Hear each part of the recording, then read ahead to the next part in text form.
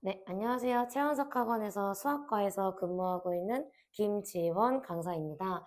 네, 이번에 태종고등학교 1학년 수학시험을 분석을 한번 해서 여러분에게 문제를 좀 소개하고자 이 영상을 쫙 찍게 되었는데요. 네, 일단은 제가 선택한 문제는 21번이고요.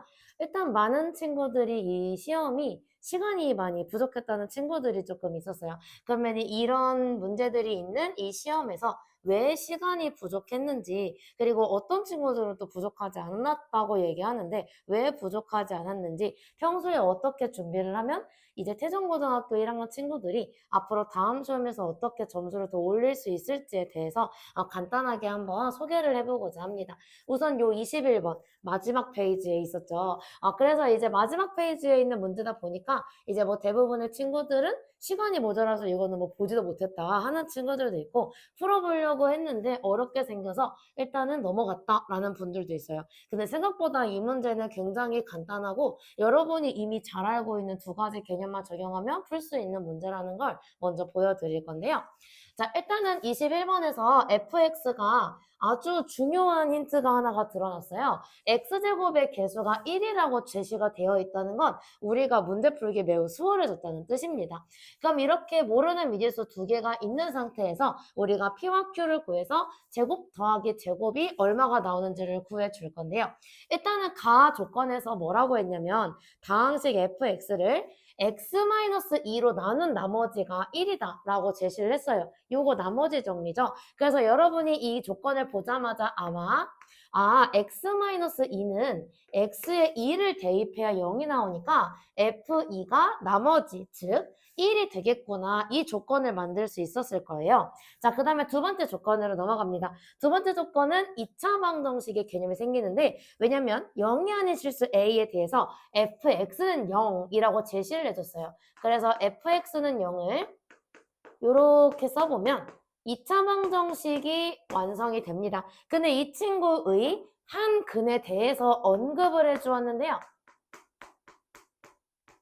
A가 뭔지는 모르겠지만 A 플러스 I가 나오더라. 자, 문제에서 사실 제가 아직 쓰진 않았지만 PQ는 실수입니다. 우리가 개수와 상수항이 모두 실수로 이루어져 있어요. 근데 한 근이 복소수 형태로 나왔네요. 허수 부분이 있는.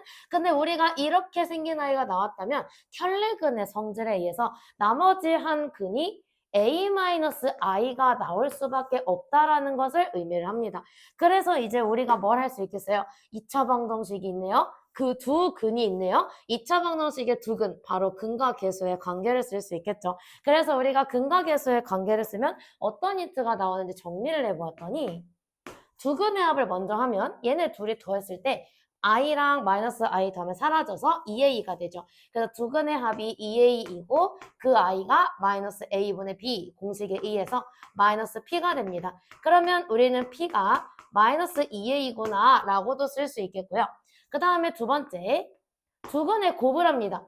우리가 제일 잘 아는 합차공식이죠. 합차공식에 의해서 a제곱 마이너스 i제곱, 근데 i제곱 마이너스 1이니까 a제곱 플러스 1이 될 거고요.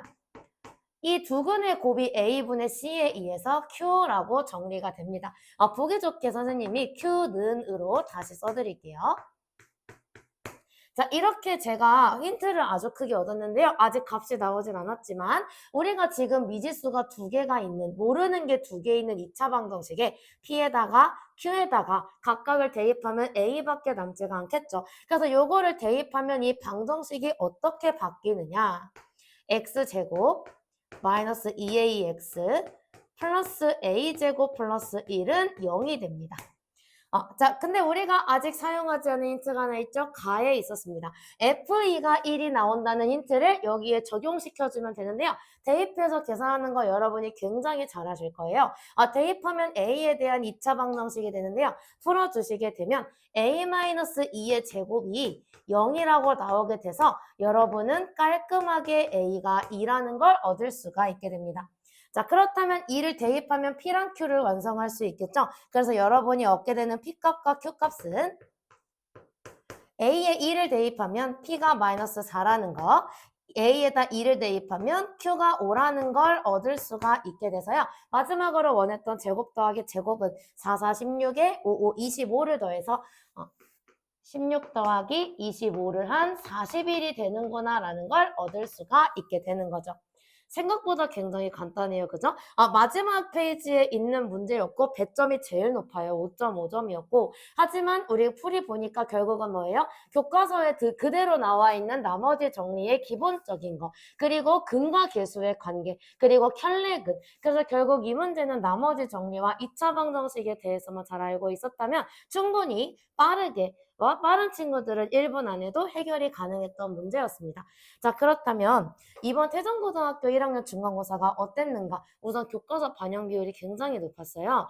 그러나 여러분이 그럴 리가 없는데 교과서 이미 다 풀었는데요? 하는 친구들한테 어려웠던 이유, 변형이 많이 됐기 때문에 그래요. 그래서 그림도 이제 교과서에 있었던 그림이었고 분명히 교과서에서 비슷한 걸 본 것 같은데 못 풀었다. 변형이 되어서 여러분이 어떻게 풀어야 할지 방향을 잡지 못해서 건드리지 못했을 가능성이 큽니다. 그래서 이제 교과서 위주로 먼저 공부를 하신 분들에게도 이 시험이 어렵게 느껴질 수밖에 없었어요. 근데 그 이유는 정말 교과서로만 공부를 했기 때문입니다.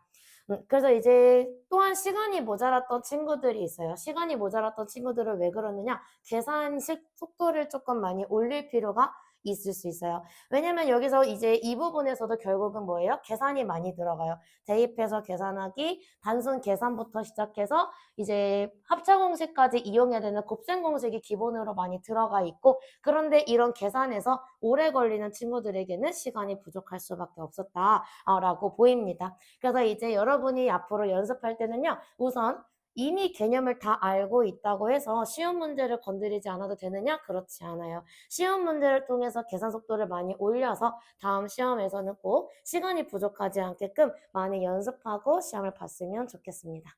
감사합니다.